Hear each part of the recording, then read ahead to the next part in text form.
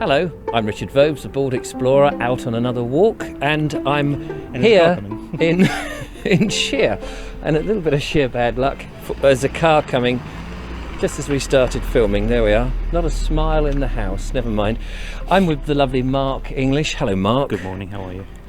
We're slightly laughing because we've already made one video, and if you haven't seen that, go and check it out. The Bald Explorer in Shere, in Surrey. In the Surrey Hills, yes, between Guildford and Dorking. Lovely village. And it's quite quintessentially English and well known, isn't it? Very well known, yes. A lot of visitors. Even here, we're here on a Thursday morning. Loads of people around, lots of hikers, lots of ramblers. Yeah, it's a very popular place to visit. And not only is it the village, which is, as we've shown in a separate video, looking lovely, that's all the walks and trails. Yeah, loads, about 5 or 6 walks out that go around Surrey Hills round. But the purpose of this video is we thought we'd do a separate one, but just so we've got a bit more time, and that's to look at this rather remarkable church that is behind us, St James's. St James's Church in Shere, yes, 12th century church. Yeah, let's go and have a look at that, shall we? So we're setting off from the War Memorial here, and the first thing we come up to is this rather nice lich gate, and it's got Horsham stone on the top. If I just move that up, at least I assume it's Horsham stone. It must be. It's very well known Horsham stone for its in this area. Yes, so I can't see why it wouldn't be. Yeah. As opposed to the lots of ironstone that we'll find in this area from the locality on the church. Sorry about that. That's all right. Now, so we're going through this rather nice graveyard, which has, of course, a few yew trees. It has a lot. Yes. I love yew. People like them. Actually, I love yew trees as well. And all these beautiful gravestones. I think gravestones, with the age, look at all that lovely coloured lichen. I just love all of that. I think it, even though they're really long gone, character to it. Yeah. You know. I have to be careful because I've just walked on somebody's grave, and people don't like that. They get a little bit upset. Yes. We don't do it deliberately. So we don't do it, massively on purpose. But anyway, so we're going to take a amble around the outside. Amble around. That's a good word. I like an amble. Around the exterior. That's something interesting I wanted to show you actually in the viewers, good. which I think you'll find interesting. Fantastic. I did actually write about this in my book Paranormal Surrey. Oh yeah, no, that's interesting because you have written a book, Paranormal Surrey. Is it still available? Is it on Amazon? Yes, on Amazon. Yes, all about sort of ghost stories, but there's a little bit of history with as well. So yeah. Oh right, there we are. So there's 2 Paranormal Surrey books, though. But one by me. Right, here's the place I wanted to take you to. Okay, if you come up here, Richard. Yeah. Here was an old cell that belonged to Christine Carpenter, who was an anchoress of Shere.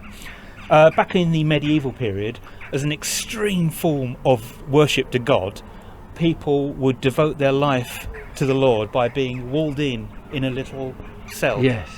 Where they thought there was so much horror in the world, they wanted to be not a part of it and just dedicate their life to God. So you get the outline then of this. Yeah. You literally would have lived in a stone cell up to about here.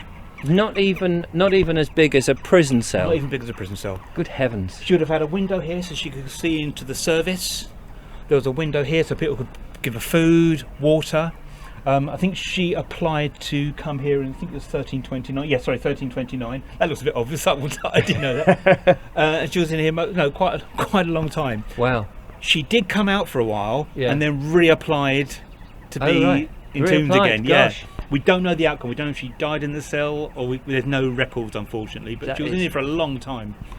What makes somebody be that devoted? I know. And you do have to wonder whether, I mean, it was in the 14th century, whether they were just a bit mad in the head, whether it was an illness that made them go like that, because it's such hard, extreme. It is. I mean, that is extreme sort of devotion. I mean, it's cold now. We're filming in November, and it's cold. It's about 1 degree or something. And if you're in a stone cell like this, there's no heating. No.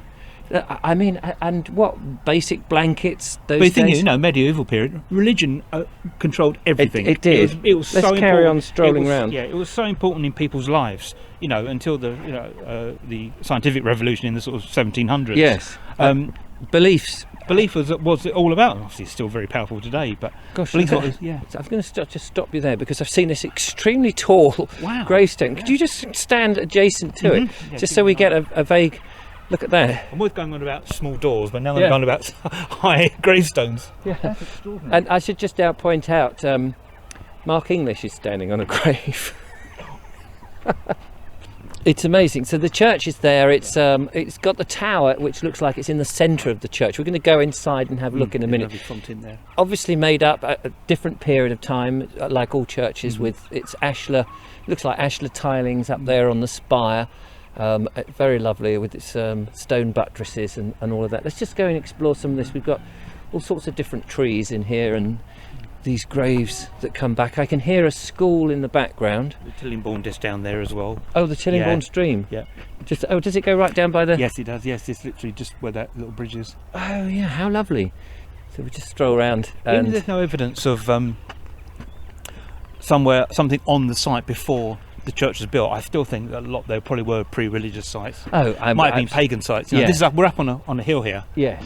which is Yes. very prominent in sort of pagan times. Yes, no, I absolutely would imagine that the churches like this are all on, earlier sites, and Christianity decided to obliterate those and, and put their own message down. You can see that the church there, it's got a southern aisle, which is what we're passing. You've got the tower there, and then there's the south porch and the south entrance.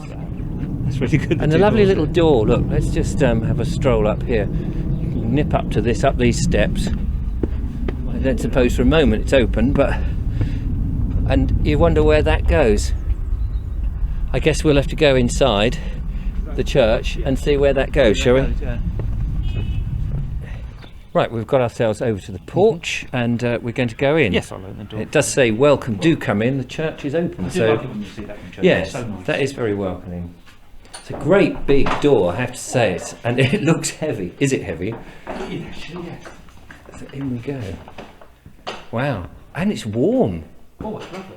My goodness, it's lovely and warm. Just see the sights that Yes. behold us as we come in, and we'll walk down along the pews here towards the altar at the far end.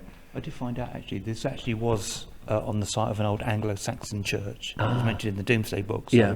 there's been nearly 1800 years there's been a place of worship on this site, and what was on the site before the Anglo-Saxon church was Yeah. a place of worship for ancient man, you know. Well, exactly. This is very nice. Coming in out from the cold into the warm is particularly interesting. Now, you may have seen that we were prattling about a bit earlier, walking on graves and things. But actually, when you come into a church, I'd just like to point out that below us, you can't help but stand on graves. I know. There's some graves here. Very 1758. Yeah, important people related to the church would have come and obviously worked in the church and what have you, and have been buried here, more so here. So you can't go in and around a church without accidentally walking on the graves of people. Just looking at a brass on the floor here. A sign, as you can see, it says, "Please do not walk on the brasses," because they're very old and they can wear. It is lovely to see these old brasses. I mean, when I was at school, at junior school, I think we went out on a field trip.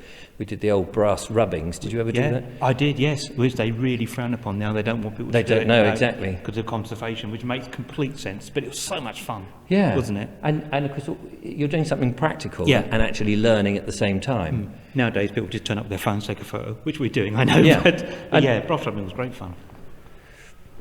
So this is obviously, that's the chancel we're in, with a fantastic window behind us, which looks, when did you say it was rebuilt? 18 something? 1800s, yes. There is a Yeah, plaque so actually sort of gives you the Georgian right idea. Victorian times, really. Yes. Like so many of these. So these aren't, I don't suppose, original stained glass as such, but still old and very nice. And just coming through the south aisle, and in front of us up there, massive great pipes. Oh, look at them. Of the They're organ wonderful.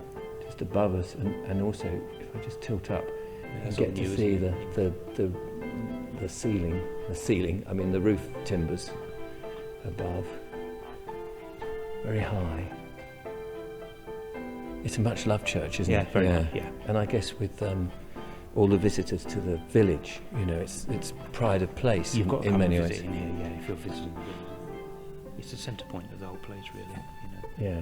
You've got fonts. So here we have the font, which is very ornate. It looks pretty old. Yeah, I've got the year on it. Says it in